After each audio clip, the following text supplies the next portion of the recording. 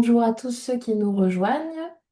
Nous allons bientôt du coup commencer ce webinaire sur la transparence salariale et cette nouvelle directive.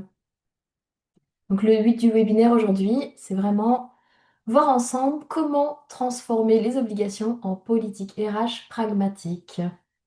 Voilà, il est midi 2, donc je pense qu'on va commencer maintenant. Alors, donc, juste avant qu'on se présente, un petit peu, une petite vue sur ce qu'on va voir aujourd'hui dans ce webinaire. Donc, on a 1 heure pour aborder tous ces différents sujets.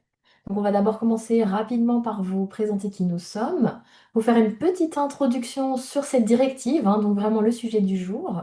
Ensuite, on va plonger dans le contenu avec les 6 piliers de la directive, un point de vue juridique par rapport à ça, et puis les différentes obligations dans le détail.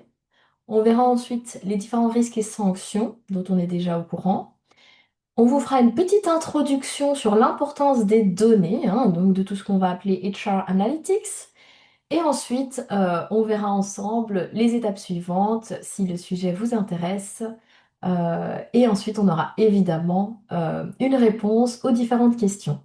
N'hésitez pas tout le long du webinaire de rajouter vos questions dans le chat. On les parcourra à la fin du webinaire et on regardera, hein, c'est possible qu'il y en a pour lesquelles on aura répondu en cours de route. Et pour toutes celles où on n'a pas répondu, ben, on prendra le temps à ce moment-là. Alors, donc du coup, qui sommes-nous, hein? Donc moi, je me présente, je m'appelle Romane, je travaille actuellement chez Engage. Donc pour la petite histoire, Engage fait partie depuis récemment du groupe plus large MORE, hein, donc dans le cadre duquel on se rencontre aujourd'hui. Et moi, je suis plutôt experte dans tout ce qui est domaine, ressources humaines, organisation. Et alors, aujourd'hui, je donne ce webinaire en compagnie de mes collègues Ella, Kurt et Dylan, dont je vais laisser se présenter rapidement.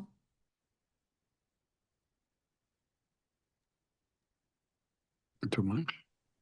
Bonjour, Ella Demenin. Je travaille auprès de More Law et je vais vous présenter donc la partie juridique.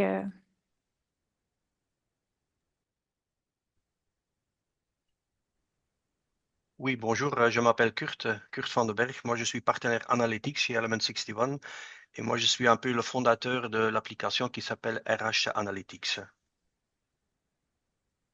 Et bonjour, moi je suis Dylan Cazard, associé chez Morlaw et je vais un peu suivre les questions et réponses euh, dans le courant de ce webinaire. Merci. L'écart salarial en Belgique, il est, ben, comme on le dit ici, presque inexistant. Ça s'explique par 2 choses. Ça s'explique par qu'est-ce qu'on va prendre en compte comme étant l'écart salarial en Belgique aujourd'hui. Et si on parle du gender pay gap, eh ben, effectivement, on est plus ou moins à 1 ou 2%. Donc, c'est-à-dire qu'on va prendre en compte, à poste égal, à travail égal, à horaire égal, quelle est la différence entre les hommes et les femmes au sein d'une entreprise. Et on remarque en fait qu'il n'y a quasi pas de différence. Parfois, vous allez entendre dans les médias, etc., plutôt le chiffre de 20%. Et en fait, en réalité, ça fait référence à la différence entre les hommes et les femmes, toutes différences confondues. Donc, si sur le marché de l'emploi, il y a plus de femmes qui travaillent à temps partiel, ben, forcément, elles vont avoir un revenu plus bas que des personnes qui travailleraient à temps plein. Et quand on compare, ben là, on arrive à 20%, mais on se rend tout de suite compte que ça a moins de sens de parler de discrimination quand on parle de cette définition-ci que quand on va regarder à travail égal, où là, on ne pourrait pas attribuer la différence à des facteurs objectifs. Et toute l'importance de cette directive, c'est qu'on se concentre sur la première définition, l'écart salarial à travail égal.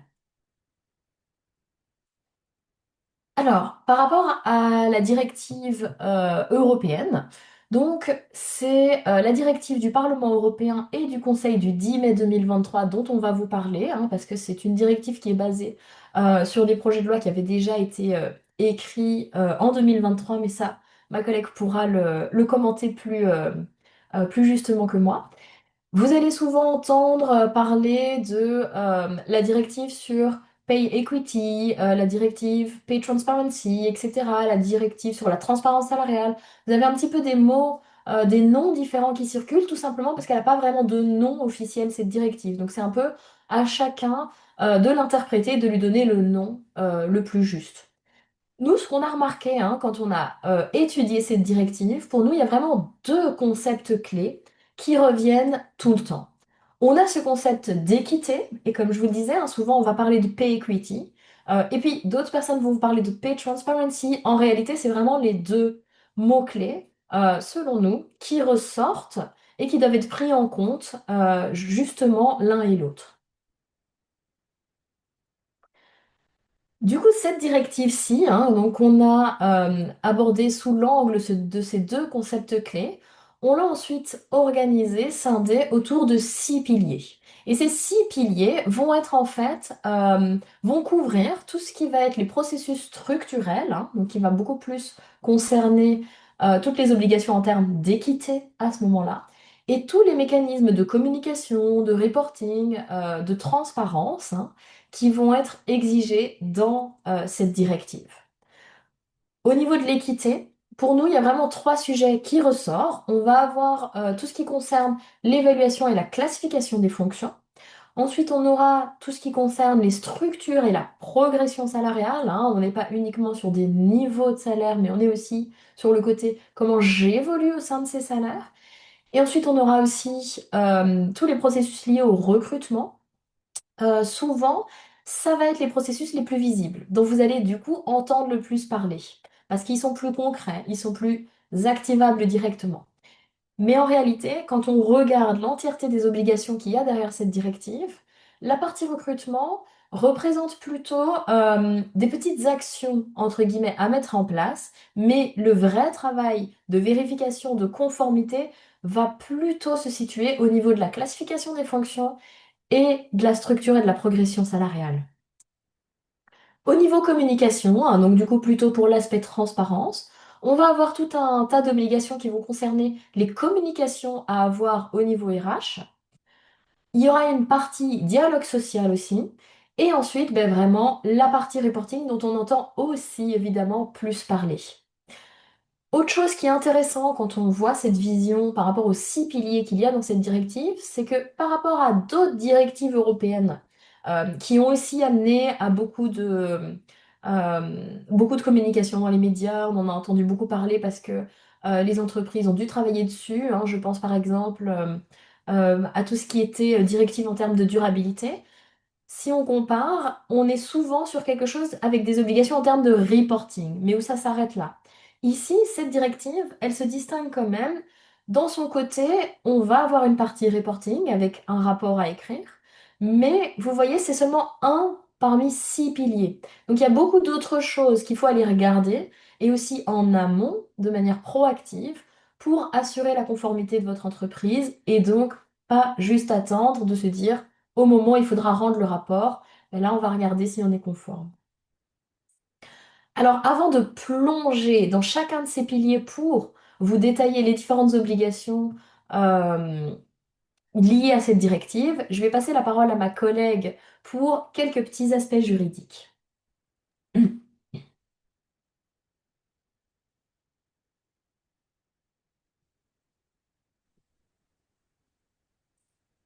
Bonjour à tous. Oui, je vais d'abord commencer par contextualiser un petit peu la directive. En fait, il ne s'agit pas tout à fait d'une nouvelle réglementation. La directive, elle s'appuie vraiment sur la réglementation européenne existante en matière de non-discrimination entre hommes et femmes. Et il existe déjà de la jurisprudence en la matière, mais à l'heure actuelle, il existe toujours des discriminations au sein des organisations et qui sont fondées sur le sexe. Et c'est très difficile à prouver et elles sont aussi très difficiles à déceler. Et donc, dans le but de renforcer le principe de l'égalité des rémunérations, la Commission a décidé donc de mettre en place des mesures plus contraignantes par le biais de cette directive. Par ailleurs, en droit belge, il y a aussi déjà de la législation qui existe. On peut notamment penser à la CCT numéro 25 relative à l'égalité de la rémunération entre travailleurs masculins et féminins et la loi du 22 avril 2012 qui vise à lutter contre l'écart salarial entre hommes et femmes. Cette loi oblige les entreprises dans le secteur privé qui occupent plus de 50 travailleurs de faire un reporting sur les structures de rémunération auprès du conseil d'administration ou la CPBT tous les 2 ans. À l'heure actuelle, la directive n'est pas encore transposée en droit belge. La deadline est prévue pour le 7 juin 2026, donc c'est le mois prochain. Mais la Belgique n'est pas le plus mauvais élève de la classe. Les autres pays européens ne l'ont pas encore transposé non plus. Maintenant, à qui s'applique cette directive? Ben, elle s'applique à tous les travailleurs. Elle s'applique aux personnes qui sont liées par un CDI, des CDD, des temps partiels, mais également les stagiaires, les apprentis, les postes de direction et les candidats à un emploi. Ces directives s'appliquent au secteur public et au secteur privé. Elle s'applique aux travailleurs qui se trouvent dans une même entreprise, mais également dans de différentes entreprises dès lors que les conditions de rémunération sont attribuées à une source unique, c'est-à-dire lorsqu'il y a des réglementations qui les lient ou des conventions qui s'appliquent à plusieurs entreprises ou plusieurs organisations, voire des entreprises qui se trouvent au sein d'un même holding. Maintenant, quelles sont les mesures contraignantes que les employeurs doivent mettre en place? Je passe la parole à ma collègue Romane. Alors, donc du coup, par rapport à ces obligations, hein, donc comme on vous a présenté les 6 piliers, on va plonger dedans. Premièrement, on avait le pilier de tout ce qui est classification de fonctions. Alors la directive, elle dit quoi? Elle dit qu'il faut pouvoir disposer d'une classification qui permet alors, hein, on l'a vu au début avec la définition sur l'écart salarial entre les hommes et les femmes, il peut fortement varier en fonction de la définition qu'on en a. Et ici, on doit pouvoir savoir quel est un travail de même valeur. Et donc, on doit avoir une classification qui permet de comparer les emplois et donc juger ceux qui sont de même valeur sur base de critères objectifs, neutres et transparents. Pour pouvoir le faire, il faut disposer d'un outil ou d'une méthode analytique permettant d'évaluer les fonctions qui reprend ces critères. La directive ne dit pas qu'il faut aller sur une méthode existante ou reconnue, mais elle dit que même si on a un système, par exemple, qu'on va créer en interne pour sa propre entreprise, ça peut tout à fait fonctionner, mais il faut l'avoir créé d'une certaine manière, de pouvoir prouver qu'il fonctionne de manière objective. Il faut, dans cette méthode, inclure au minimum les 4 critères suivants: compétences, efforts, responsabilité et conditions de travail. Alors évidemment, la question va se poser, qu'est-ce qu'on entend derrière ces termes? Ça, ma collègue pourra vous le préciser juste après. Et ensuite, évidemment, il faut pouvoir former le personnel à ces outils et ces méthodes pour pouvoir être sûr qu'à partir du moment où on a une méthode qui, une fois bien appliquée, est objective et neutre, bah, d'être sûr en fait toujours de pouvoir bien l'appliquer au fur et à mesure dans le temps. Et la directive ne le dit pas tel quel, mais pour pouvoir avoir cette classification de fonctions qui est basée sur des critères objectifs, vous devrez aussi disposer de description de fonctions. On parle de description de fonctions et pas d'offre d'emploi. C'est-à-dire que ce sont 2 documents différents et vous devrez travailler sur le fait d'avoir des descriptions de fonctions et pas seulement vous baser sur des offres d'emploi pour comparer et évaluer les fonctions entre elles. Au niveau rémunération, vous devrez ensuite disposer de structures de rémunération qui pourront être basées sur la classification de fonctions et les résultats de classification de fonctions que vous aurez, mais ça ne doit pas être un copier-coller, hein. Quand on travaille en classification de fonctions, une classification de fonctions n'est jamais égale à une classification des salaires. Il y aura toujours, il y aura toujours un travail qui va se faire à ce moment-là, sans rentrer dans les détails. Et donc, vous devrez aussi avoir ces structures de rémunération qui sont basées elles-mêmes sur des critères objectifs et non sexistes. Évidemment, comme la base sera basée sur votre classification qui elle-même aura été créée sur base de critères objectifs, vous aurez déjà une bonne base pour vos structures de rémunération, mais il faut être sûr, quand on travaille en rémunération, qu'on est aussi sur des critères objectifs. Et comme je vous le disais, ça ne concernera pas uniquement les niveaux de rémunération qu'on va poser, mais aussi la progression au sein de ces niveaux. Euh, et donc, il faudra pouvoir bien justifier ces niveaux et ces fourchettes de rémunération au travers des critères objectifs que vous aurez. Et aussi, vous devrez mener des analyses des écarts éventuels par catégorie de fonction ou niveau de fonction entre toute la partie homme et la partie femme, mais on en reparlera au niveau du reporting. Et vous devrez pouvoir justifier les écarts éventuels au travers de ces critères objectifs. Et si vous ne savez pas justifier ces écarts, vous devrez prendre les mesures nécessaires pour les réduire. Mais on en reviendra aussi lorsqu'on parlera du dialogue social et du reporting.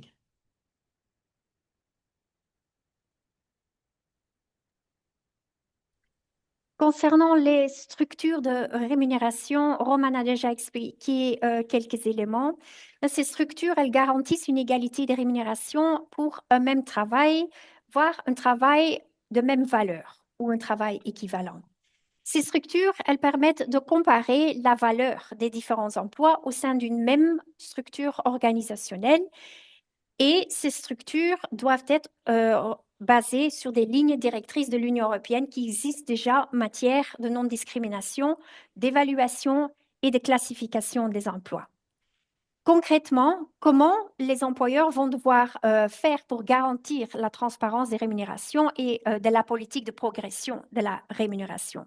Mais tout d'abord, la directive va clarifier la notion travail de même valeur. C'est un travail qui est défini selon des critères donc objectifs, non discriminatoires et non sexistes. Par exemple, la performance ou la compétence.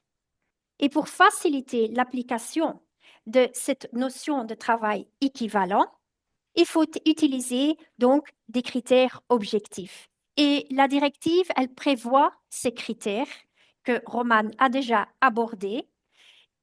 Ces critères sont essentiels et suffisants, quel que soit le secteur.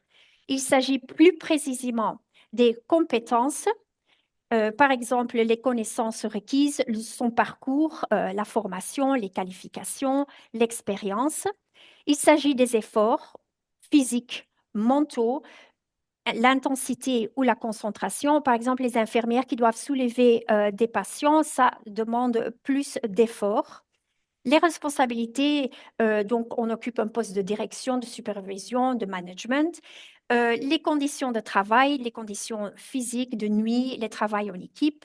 Et tous ces critères, même s'ils sont essentiels, ne sont pas tous aussi pertinents. C'est-à-dire que l'employeur va devoir mettre chacun de ces 4 facteurs en balance pour le poste concerné. Et l'employeur pourra aussi utiliser d'autres critères, par exemple les soft skills ou une expérience spécifique. Par ailleurs, la directive, elle va aussi clarifier certaines notions fondamentales. Par exemple, la notion de rémunération. Qu'est-ce le salaire? Il faut tenir compte du salaire réel. Donc, c'est le salaire annuel, mensuel, horaire, et elle consiste en différents éléments. C'est la rémunération fixe, c'est la rémunération variable ou tout autre avantage. Elle est payée directement ou indirectement en espèces ou en nature au travailleur et en raison de son emploi. Il s'agit plus précisément des salaires, les traitements, les primes, aussi compensation des heures supplémentaires, les indemnités pour les déplacements, les formations, les logements, les repas, mais aussi les indemnités de licenciement. Donc, tous ces éléments font partie de la définition de salaire. Je passe à nouveau la parole à ma collègue. Alors, si on continue notre petit tour des obligations, on arrive ensuite au troisième pilier dans la partie processus, dans la partie équité, qui est celui du recrutement. En premier, au niveau du recrutement, on va avoir cette obligation de communication aux candidats potentiels des fourchettes envisagées pour le poste. Donc, ça veut dire que vous pouvez soit, et la directive le précise tel quel, les mettre directement dans les offres d'emploi qui sont publiées. Vous pouvez aussi le donner au candidat avant ou pendant l'entretien d'embauche, ou bien le donner au candidat plus tard dans le processus, mais du moins avant la signature du contrat de travail. Comme je vous le disais, hein, tout ce qui concerne le recrutement, c'est plutôt ce qui est plus visible et donc on entend le plus facilement parler. Vous le confirmerez vous-même dans le chat si c'est le cas ou pas, mais c'est souvent là-dessus qu'on entend des choses par rapport à cette directive. Ici, par rapport aux fourchettes envisagées, beaucoup de choses vont dire. À beaucoup d'endroits, on va voir qu'il faut les mettre dans les offres d'emploi. En réalité, la directive ne l'oblige pas, mais c'est une bonne manière de le faire, car vous le verrez plus tard, ma collègue va vous l'expliquer, mais dans cette directive, on a une autre nouveauté, c'est que la charge de la preuve est inversée. Donc c'est à l'organisation de se préparer et de pouvoir prouver s'il y a s'il y a une plainte, que le processus a été fait de manière conforme et donc que les fourchettes envisagées ont bien été communiquées aux candidats. À partir du moment où elles sont dans les offres d'emploi, bah, c'est très facile à prouver que le candidat les a reçues. Mais comme je vous le disais, ce n'est pas une obligation. Deuxième chose au niveau du recrutement, c'est qu'on doit avoir des offres d'emploi qui sont rédigées de manière non sexiste et des entretiens d'embauche, hein, des procédures qui sont été construits et qui sont menés de manière non discriminatoire. Ici, vous l'aurez compris, on a déjà, hein, comme ma collègue l'avait expliqué au début, des choses au niveau de la Belgique qui existent pour euh, obliger les entreprises de fonctionner de cette manière-ci. Donc, c'est pas vraiment des nouveautés à ce niveau-ci. Mais c'est toujours bien de vérifier, est-ce que c'est bien le cas? Est-ce que mes offres d'emploi sont réellement bien rédigées de manière non sexiste? Et troisième chose, et ça, c'est quelque chose d'important parce que c'est entre guillemets une petite action, mais ça peut quand même vite changer par rapport aux habitudes ou au processus que vous avez en place au niveau du recrutement. Mais à partir de l'entrée en vigueur de cette directive, il y a une interdiction formelle aux employeurs de se renseigner de manière proactive, donc c'est-à-dire demander des informations sur le salaire ou l'historique salarial des candidats. De manière très concrète, ça veut dire que vous ne pouvez plus demander quel salaire gagnez-vous aujourd'hui. Euh, Par contre, si on va sur des petites nuances par rapport à cette directive, au niveau de l'interdiction, ça n'interdit pas de demander quel est le salaire souhaité. Donc vous l'avez bien compris, on est sur un petit changement en termes de vocabulaire euh, pour pouvoir dire ben, quel est le salaire que vous souhaitez aujourd'hui, quel est le salaire que vous attendez pour cette fonction. Vous pouvez le demander, mais vous ne pouvez plus demander quel est le salaire que vous avez aujourd'hui. Par contre, si la personne vous le communique de manière elle-même proactive, là, il n'y a pas de souci. Mais n'oubliez pas, c'est à vous de prouver que vous ne l'avez pas vous demandé à la personne. Euh, Par rapport aux fourchettes envisagées, ça c'est aussi une nuance qui est assez importante. C'est que oui, vous devez communiquer les fourchettes envisagées. Par exemple, si vous choisissez de le faire dans l'offre d'emploi, mais ça n'interdit pas quand même d'aller au-delà de ces fourchettes dans la négociation avec un candidat. Seulement, il faudra être sûr de pouvoir le justifier sur base de critères objectifs que vous êtes allé au-delà des fourchettes qui ont été communiquées pour telle ou telle raison. Parce que par la suite, en fait, là, on revient au processus lié aux structures salariales et à la progression salariale. Vous devez être sûr de pouvoir justifier le niveau de toutes les personnes que vous avez en interne sur base de critères objectifs. Mais donc, les fourchettes que vous publiez ou que vous communiquez ne sont pas non plus des minimums et des maximums sur lesquels vous ne pouvez plus jamais après euh, aller au-delà ou en dessous. Alors, avant de continuer, on arrive à notre deuxième question ITAA. Et la question est la suivante. Vous, a priori, vous iriez plutôt vers quelle solution? Donner les fourchettes envisagées dans l'offre d'emploi, les donner aux candidats avant l'entretien d'embauche, ou bien plus tard dans le processus?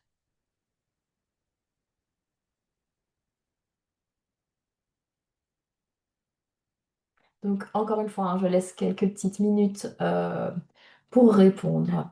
Et ensuite, ce sera intéressant. On pourra vous montrer les résultats.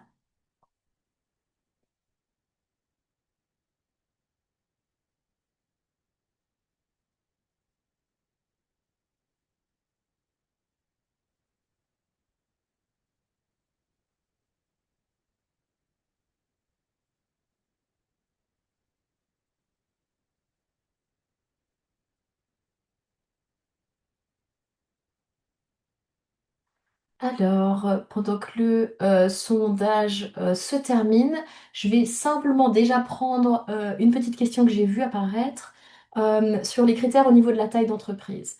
Ma collègue va vous les rappeler par rapport au reporting.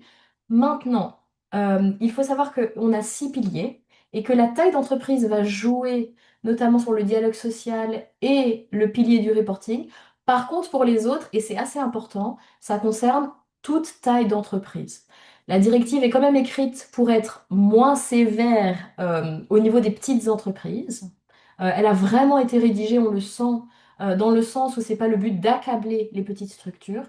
Maintenant, attention, tout ce qui concerne les processus, donc comme par exemple la communication de ces fourchettes envisagées, concerne toute entreprise et directement au moment de l'entrée en vigueur de la directive.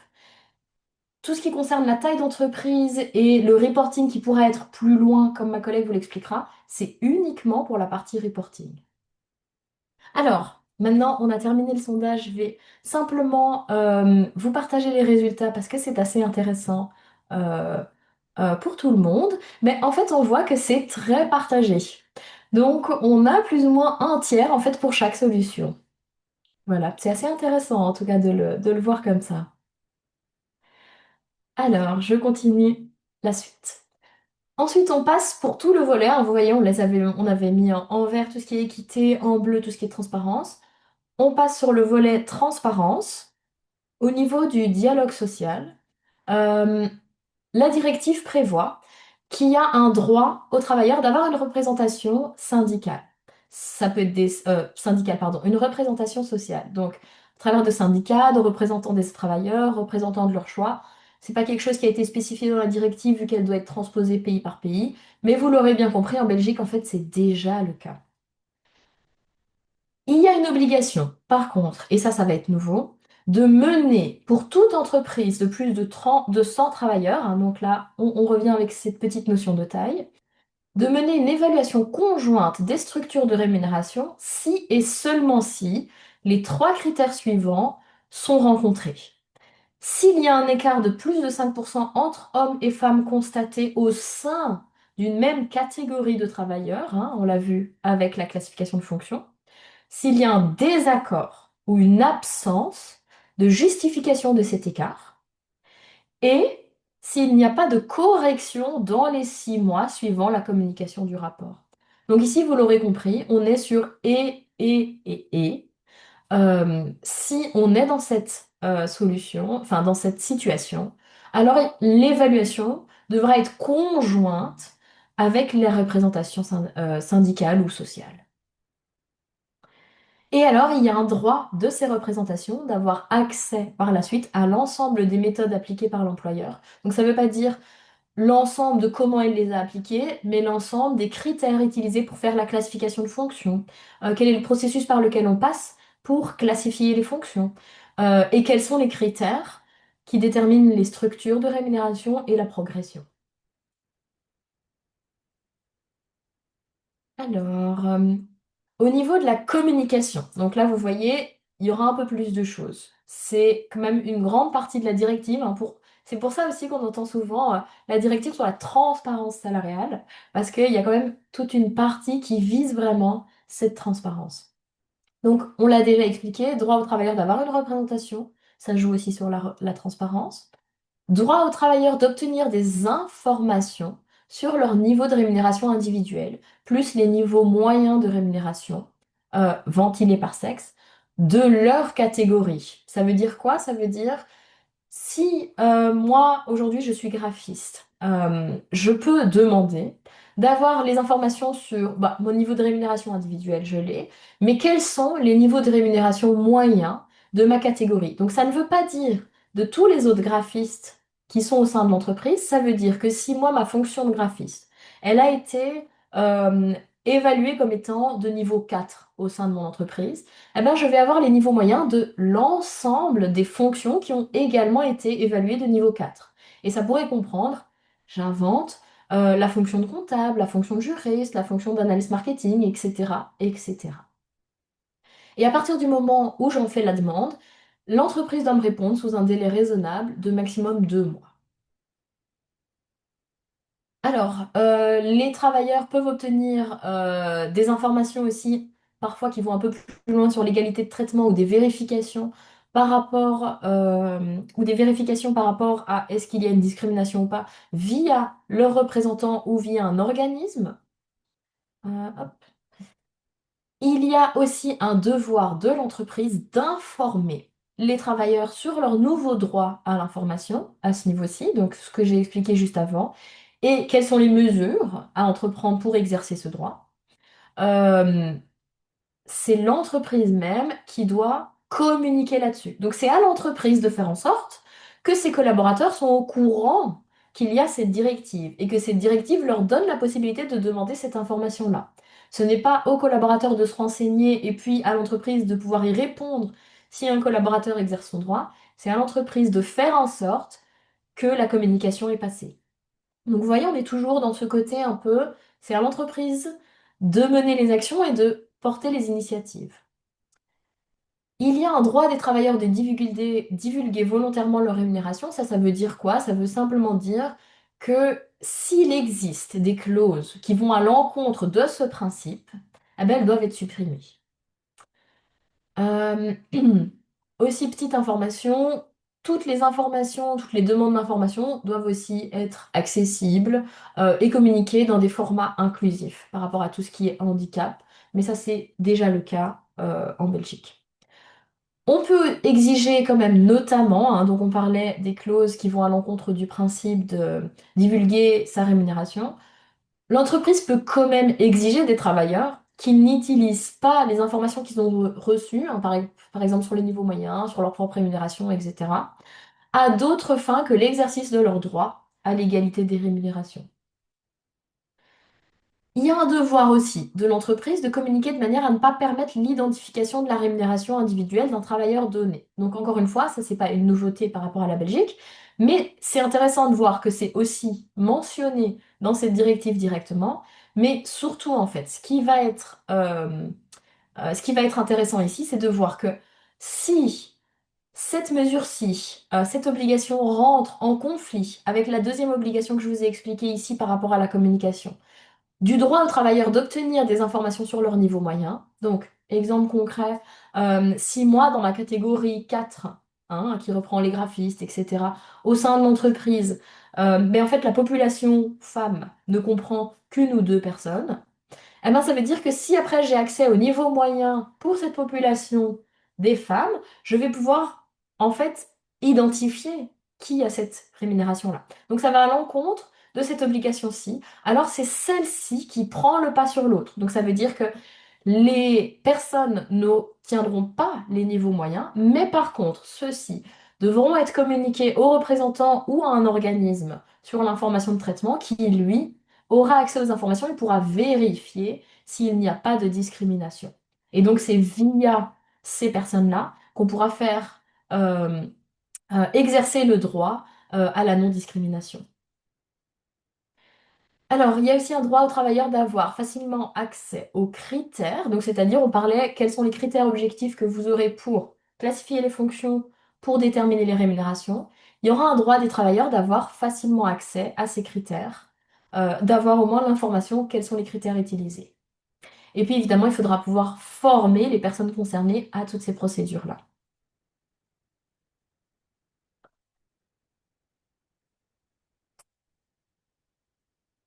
Alors, donc ça, c'était ma collègue. Je ne sais pas si tu es toujours là.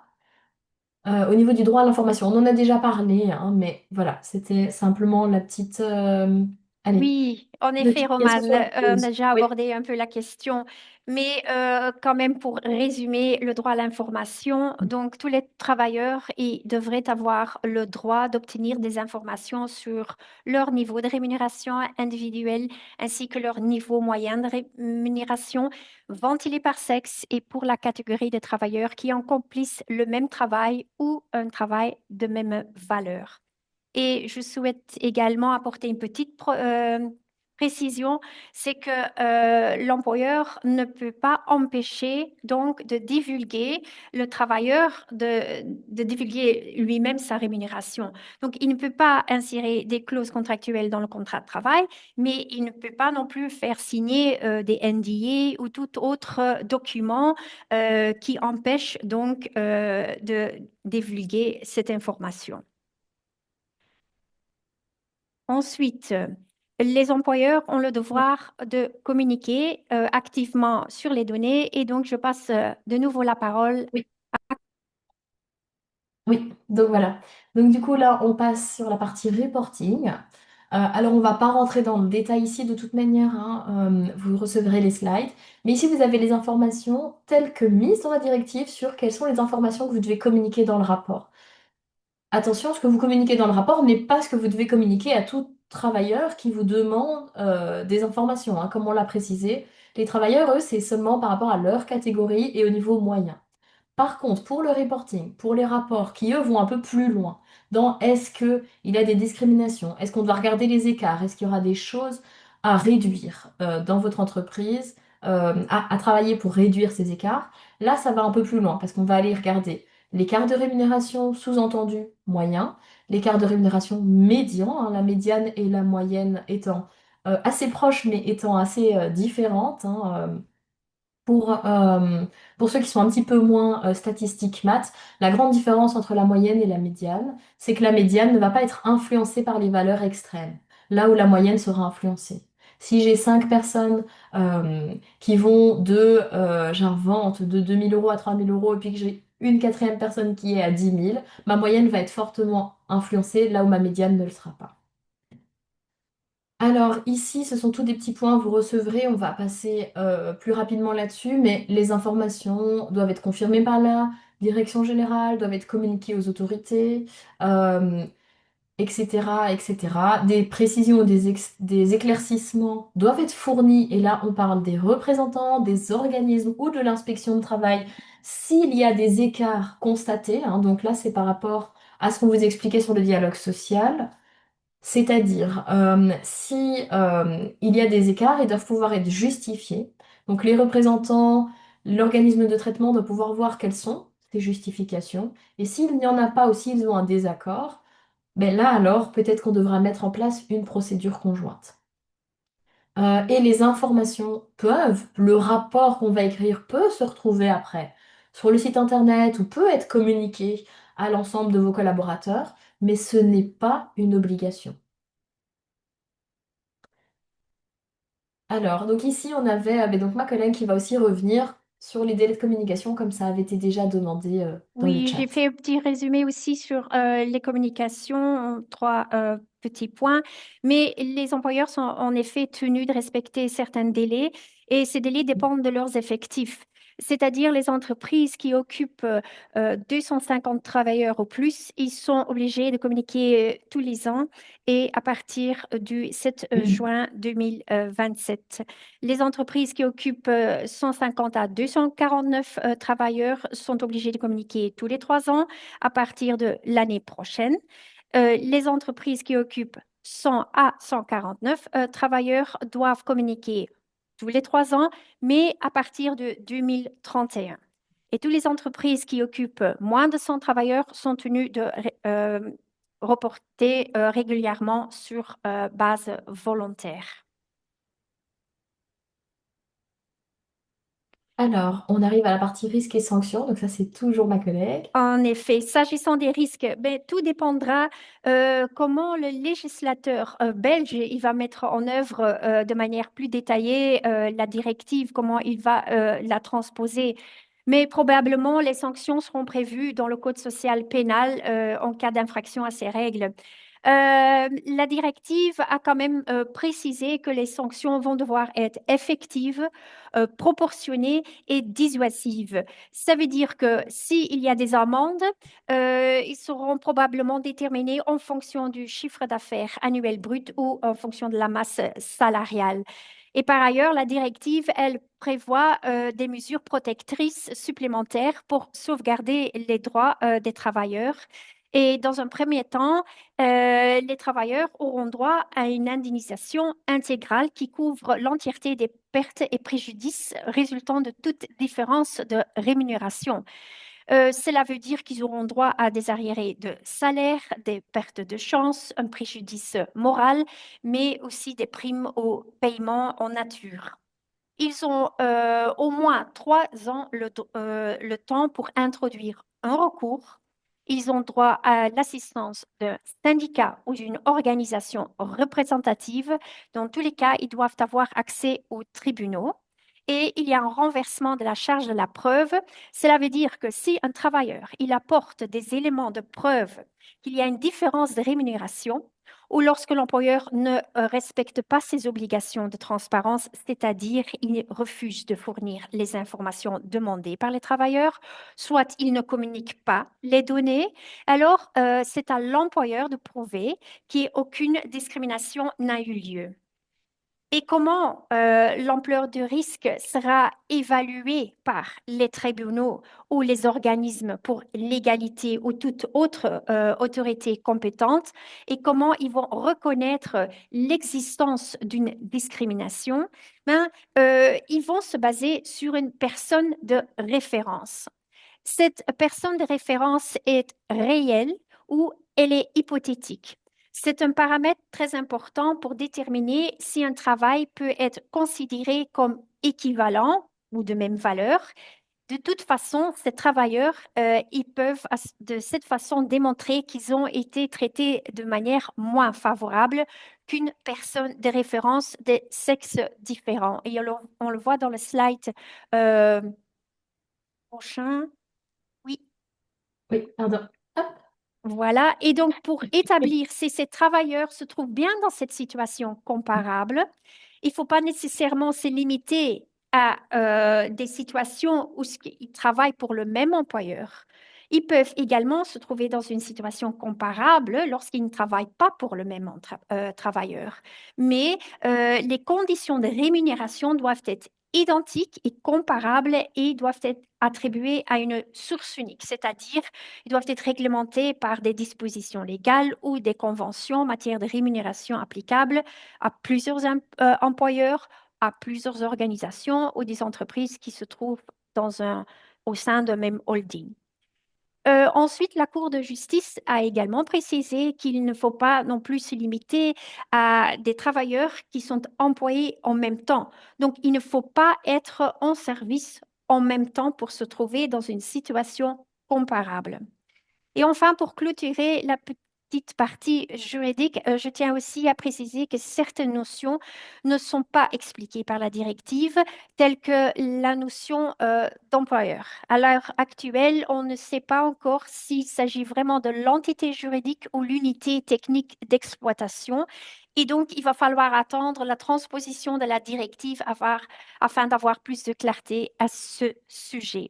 Je vous remercie pour votre attention et je passe la parole maintenant à Kurt. Oui, je vais partager mon écran.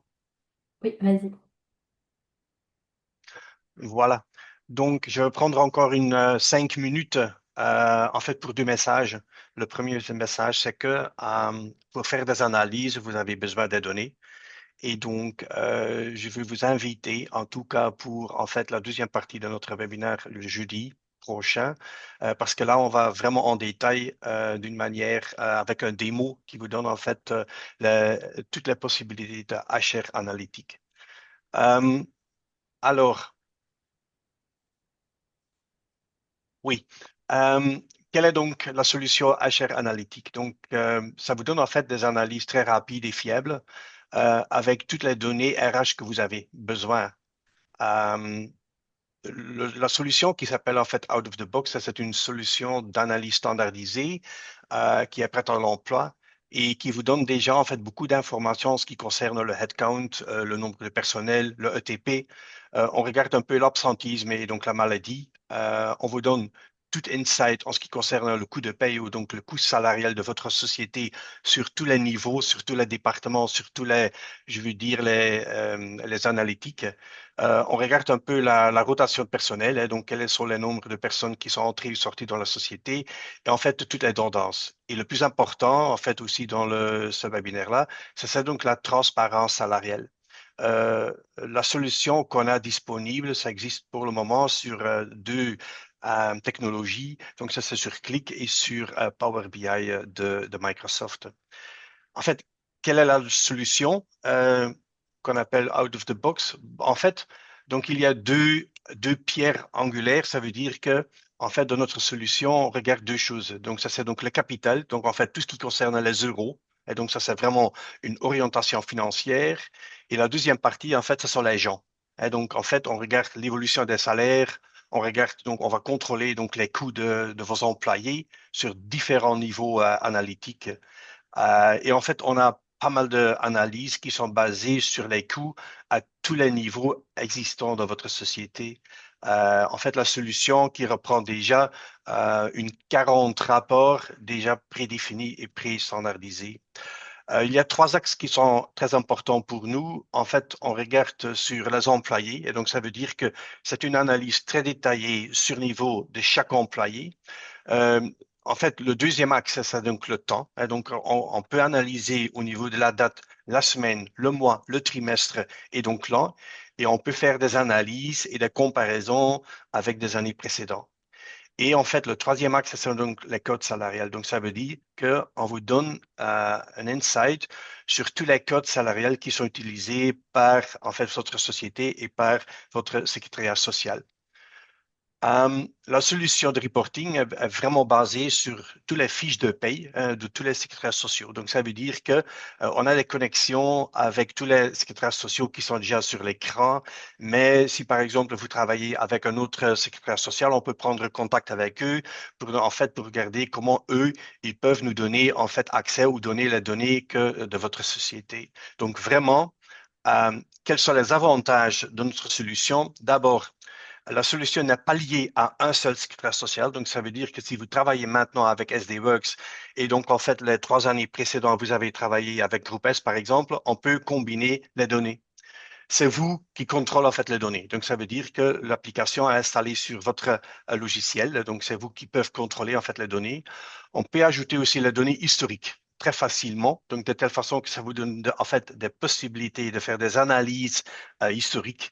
On a aussi la possibilité d'ajouter des données en ce qui concerne les indépendants ou des intérimaires, hein. Donc, si vous travaillez avec des intérimaires, on peut ajouter. Euh, on a donc on peut livrer en fait cette solution en 5 jours.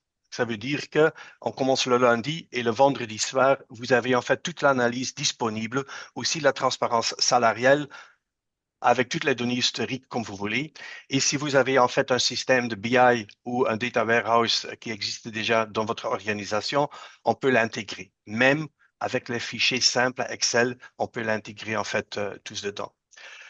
Ici, j'ai mis en fait ce slide dedans. Je ne vais pas plus en détail, mais en fait, notre solution out of the box, c'est juste une partie d'un modèle plus large. Donc, ça veut dire qu'on peut lier toutes les données qui concernent en fait RH avec tout autre type d'informations. Le financier, on peut regarder en fait le CRM, les projets, la production, les ventes, etc.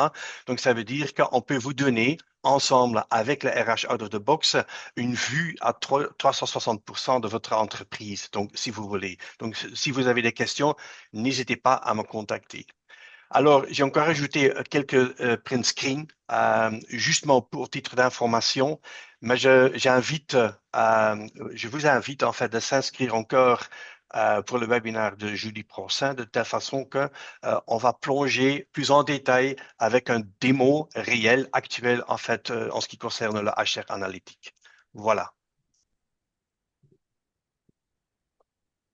Voilà, tout à fait. Donc du coup, hein, pour rebondir sur ce que, hop, rebondir sur ce que Kurt vient d'expliquer, on a donc cette deuxième session qui est prévue jeudi sur.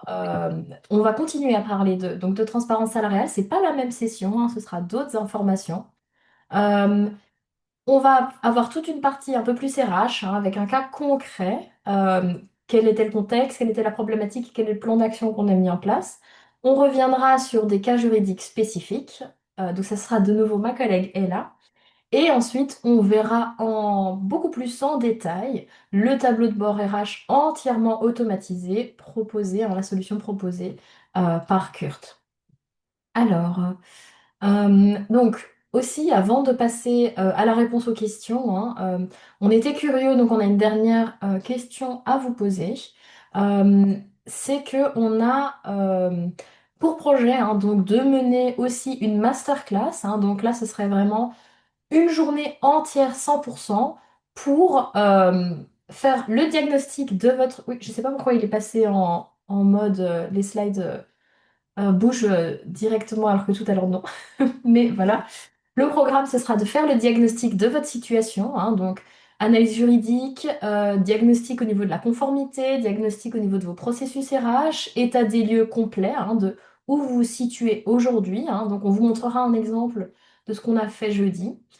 Et puis on viendra, je vais quand même laisser pour le temps pour les questions, donc je vais passer assez rapidement, mais sur tous les processus, on vous donnera clé en main des outils qui vous permettent d'être conforme, que ce soit au niveau de la classification des fonctions et que vous ayez déjà quelque chose, ou bien que vous deviez tout créer de zéro. Au niveau politique salariale, comment est-ce que je fais le lien entre ma classification de fonctions et ma politique salariale? Hein, comme je vous disais, ce n'est pas un direct, hein, c'est pas un égal. Quelles sont les actions concrètes qu'on peut mettre en place au niveau du recrutement? Et quels sont aussi tous les outils aux communications que vous pouvez avoir? Et comment former, hein, des exemples de formation aussi que vous pouvez donner à vos recruteurs, à vos managers, etc. Et il y aura aussi de prévu, hein, sur cette journée, hein, donc une journée complète, 1 heure minimum d'échange avec nos experts pour toutes des situations juridiques qui vous concernent directement et qui seraient plus précises. Voilà. Ce sera déjà, on peut déjà vous dire que ce sera le 22 septembre pour une session en français, le 24 pour une session en néerlandais, et que ce sera sur Bruxelles. Voilà. Alors maintenant, on va passer à la partie euh, questions-réponses, hein. Évidemment, nous, on est aussi à vos côtés. Donc, on aura cette masterclass qui vous donne clé en main tout ce dont vous aurez, tout ce qui pourrait être intéressant pour vous, pardon, pour le faire en interne. Mais on est aussi là pour faire tout accompagnement possible, hein, que ce soit simplement un diagnostic pour vous spécifique, un plan de conformité, un plan d'action, et puis après on vous laisse faire, ou bien vous accompagner de A à Z dans la mise en place de ce plan d'action, dans la rédaction du rapport, dans la vérification de la conformité finale au niveau juridique et au niveau RH à la fin de votre trajet de conformité, etc., etc. Si vous êtes intéressé d'en savoir plus, n'hésitez pas, vous pouvez scanner le QR code. Et directement, ça nous renvoie vers nous la demande d'information et on reprend contact avec vous. Voilà, donc il nous reste 4 minutes pour les personnes pour répondre, parcourir rapidement les questions qu'il y avait. Moi, je reste encore un petit peu plus longtemps pour ceux qui auraient encore d'autres questions, hein. Je peux encore rester 10 minutes. Et je pense que ma collègue est là, juridique également. Voilà. Et sinon, Euh, n'hésitez pas à reprendre contact avec nous s'il y a des questions qui ne seraient pas répondues. Oui, je te laisse la parole, Dylan. oui, Roman, merci. En fait, on a quelques questions qu'on veut répondre live encore. Première question importante, question, on voit dans la média en effet que en fait, la date clé est normalement déterminée au 7 juin, qui est assez proche, mais est-ce qu'un report de la date est encore possible, de sorte qu'à ce jour, aucune date définitive n'est pas encore connue? C'est vrai qu'il n'y a pas de date fixe à l'heure actuelle, mais si on voit dans d'autres pays de l'Union européenne, on voit quand même que pas mal de pays sont déjà en cours de préparer leur législation. Alors, ça serait un peu étonnant qu'aucune législation oui, serait applicable La majorité des pays ciblent maintenant le 1er janvier de l'année prochaine. Qu'est-ce que ça veut dire? Ça veut dire qu'il y a quand même, qu'on a quand même une nécessité de préparer le processus et de commencer ce travail qui, évidemment, n'est pas fait sur quelques semaines. Je cède la parole à ma collègue Ella pour une demande ou une question sur un candidat qui veut demander, qui veut avoir une fourchette salariale avant d'avoir un premier contact. Ella? Oui.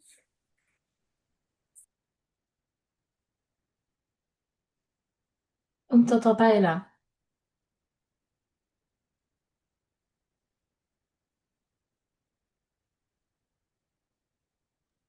Ah, désolée, hein.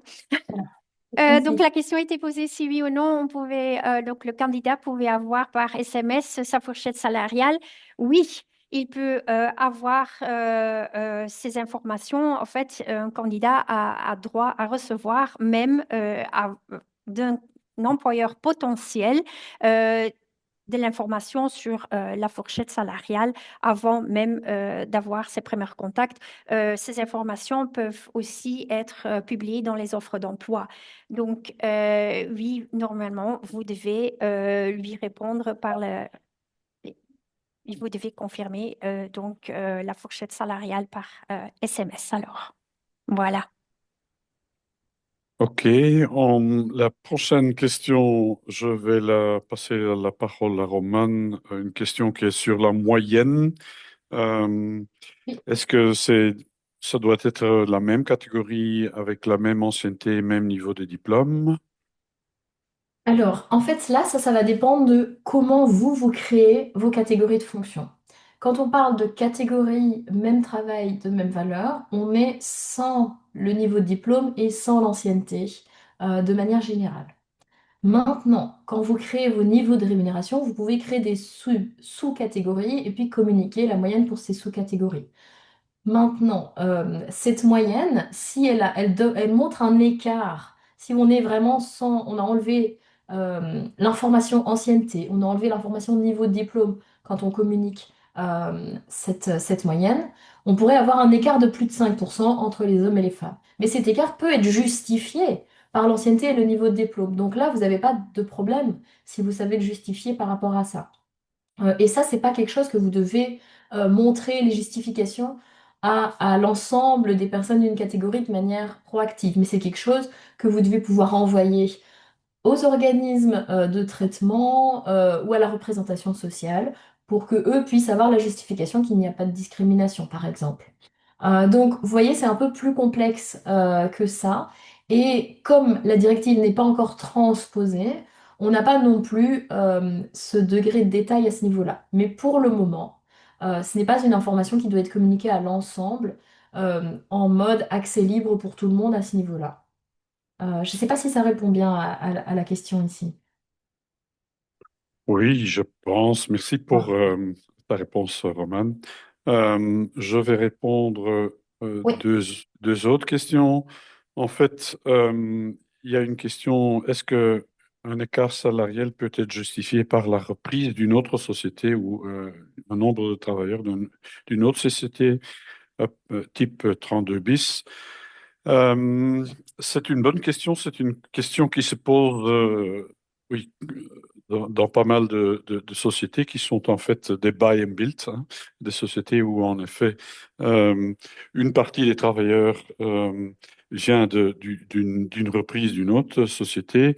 À court terme, ça peut être une justification, mais après 5 ans, évidemment, on ne peut plus utiliser cet argument-là à ce moment-là.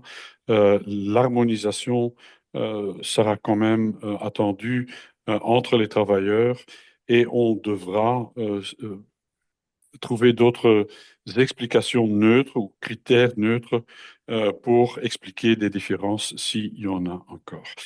Puis une autre question sur des autres pays au sein de l'Union européenne. En fait, l'Angleterre n'est pas concernée, en effet, hein. L'Angleterre ne fait plus partie de l'Union européenne a une législation spécifique, mais qui n'est pas harmonisée avec la directive.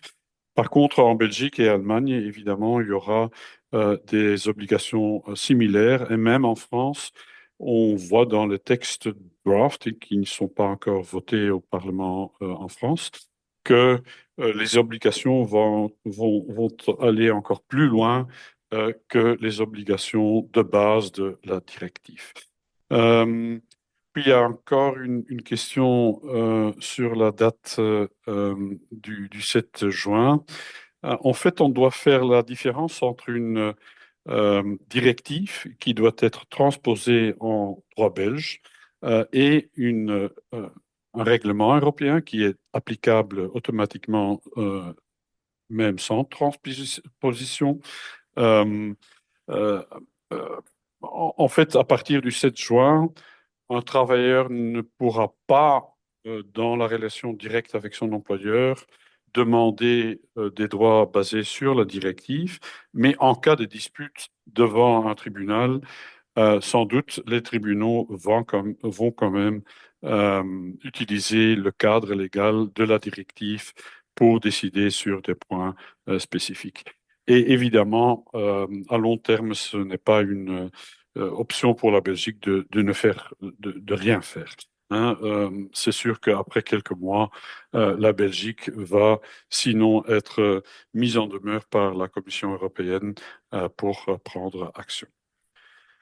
Il y a encore quelques questions sur les fonctions et grades. Roman, peut-être c'est plutôt toi qui peux Oui, répondre à ces questions-là. alors, donc, du coup, par rapport à la fonction, donc si suivant une grille de fonctions très différentes ont le même grade, un marketing manager et un ingénieur. Alors ici, plusieurs choses. Ça dépend des critères que vous aurez utilisés, hein. On a vu qu'il y en avait 4 obligatoires, mais vous pouvez en avoir d'autres à partir du moment où ils sont objectifs pour classer les fonctions. Une fois que vous avez décidé de vos critères, si quand on applique ces critères, on se retrouve dans la même catégorie pour un marketing manager et un ingénieur, alors ce n'est plus sur base des fonctions, même si elles sont très différentes, que vous allez créer des subcatégories différentes. Par contre, vous pourriez vous dire, hein, ingénieur et marketing manager, oui, c'est le même niveau. Donc, dans ma classification de fonctions, elles sont dans le même niveau. Mais quand je travaille mon système salarial, j'ai besoin parce que, par exemple, il y a une pénurie des ingénieurs sur le marché de l'emploi. Donc, c'est un métier plus tendu au niveau du recrutement et vous avez besoin de coup d'offrir plus qu'un marketing manager, hein, j'invente évidemment. Eh bien, ça pourrait être un autre critère que vous utilisez au sein de vos structures de rémunération et qui du coup là va créer de potentielles différences entre une population de marketing manager et une population d'ingénieurs au sein d'une même catégorie de fonction qui est tout à fait justifiable.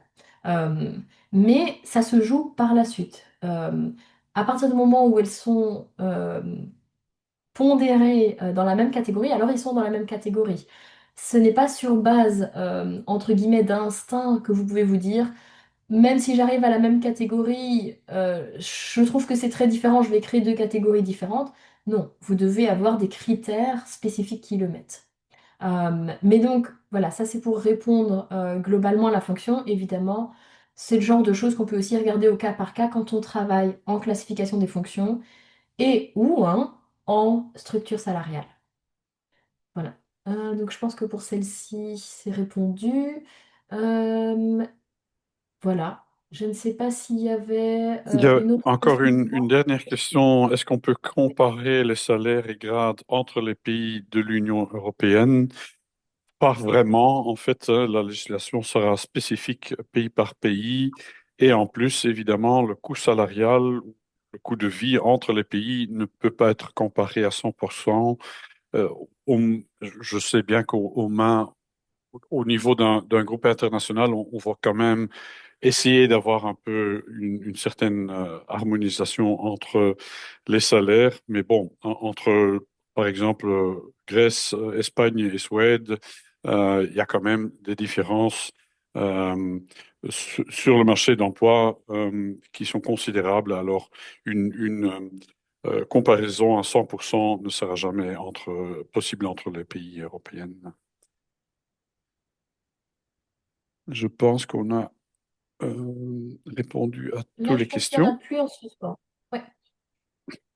Ok, merci. Alors, n'hésitez pas à nous dire si vous avez encore d'autres questions ou si vous avez même des remarques sur ce webinaire, si vous l'avez trouvé instructif. Euh, N'hésitez pas non plus à vous laisser vos coordonnées si vous êtes intéressé par la masterclass ou si vous êtes intéressé par nous rencontrer. Merci beaucoup. On va vous laisser du coup ici. Merci beaucoup. À bientôt.